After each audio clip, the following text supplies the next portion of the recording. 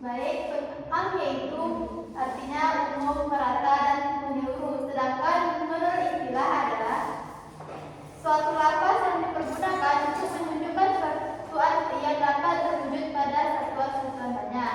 Misalnya seperti kata insan yang artinya manusia. Jadi pada kata al-insan ini itu mencakup semua manusia tanpa terkecuali. Selanjutnya itu ada lafaz am.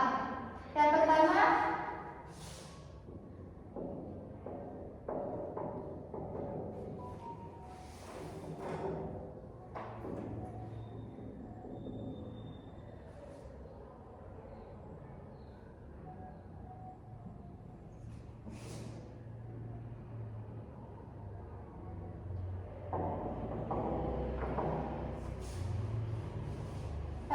yaitu lafaz jami'an tanjulun.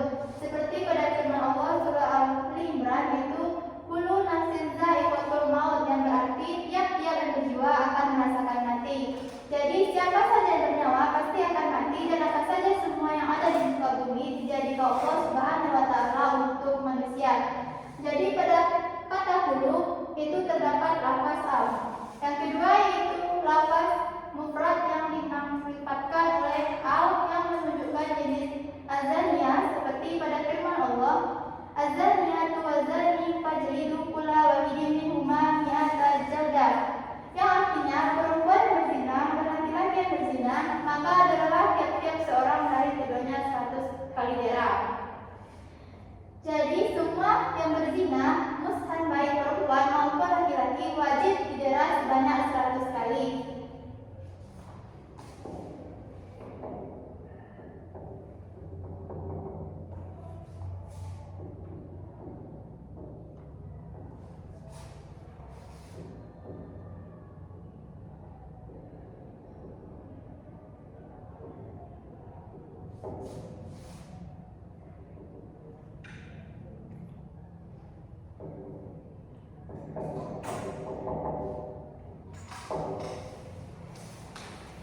Apakah sampai di sini semuanya paham? Selanjutnya yaitu kita akan membahas tentang pengertian khas. Apakah ada yang tahu apa itu khas?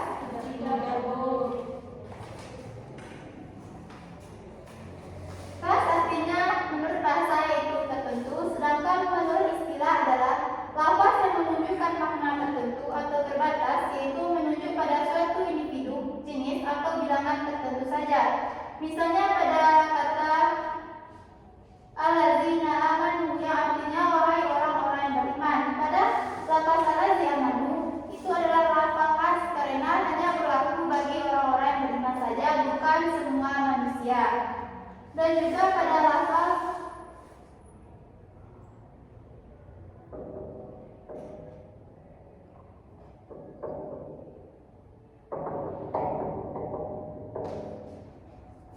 fafuku rokobah yaitu prokiba yang artinya seorang muda.